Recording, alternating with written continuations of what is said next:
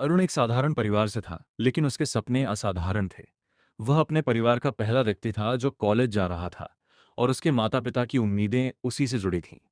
सब कुछ ठीक चल रहा था, तभी अचानक एक दिन उसके पिता को गंभीर बीमारी ने घेर लिया। अस्पताल की खर्च, दवाइयाँ और लगातार बढ़ता कर्ज, इन सब ने परिवार को अंदर से हिला दिया। अरुण के सामने एक कठिन फैसला था, पढ़ाई जारी रखे या परिवार को संभाले।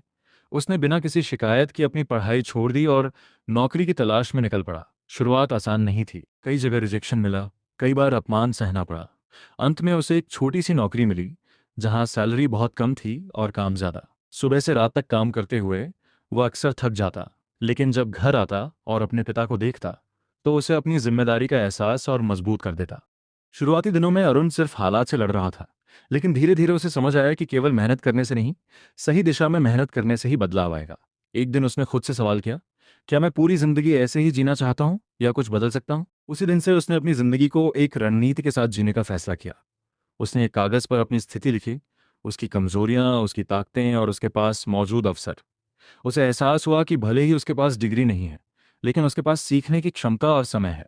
उसने तय किया कि वह हर दिन कम से कम 2 घंटे नई स्किल सीखेगा, चाहे वह कितना भी थका हुआ क्यों ना हो।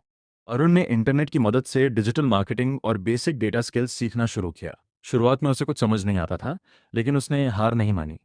वो छोटे छोटे टॉपिक सीखता, उन्हें प्रैक्टिस करता, और धीरे धीरे उसका आत्मविश्वास बढ़ने लगा। दिन में नौकरी और रात में पढ़ाई, ये उसकी रोज की दिनचर्या बन गई। कई बार ऐसा होता कि वो सोते सोते किताब हाथ में ही पकड़कर सो जाता, लेकिन उसने कभी अपने लक्ष्य से ध्यान नहीं हटाया।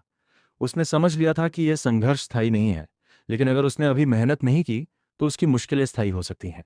कुछ महीनों बाद उसने अपनी सीखी हुई स्किल्स को इस्तेमाल करना शुरू किया। उसने अपने आसपास के छोटे दुकानदारों से बात की और उनकी सोशल मीडिया को संभालने का ऑफर दिया।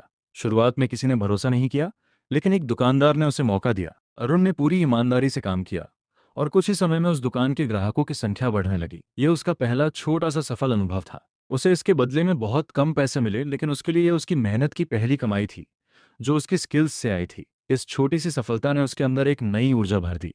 अब अरुण ने अपनी रणनीति को और मजबूत किया। उसने अपना एक छोटा सा पोर्टफोलियो बनाया, अपने काम के रिजल्ट्स को इकट्ठा किया और ऑनलाइन प्लेटफॉर्म्स पर खुद को प्रेजेंट करना शुरू किया।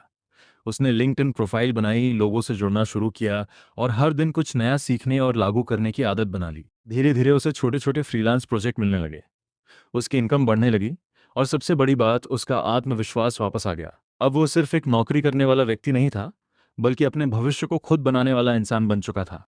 लगभग 8-10 महीनों की लगातार मेहनत और अनुशासन के बाद उसे एक अच्छी कंपनी में डिजिटल मार्केटिंग की नौकरी मिल गई।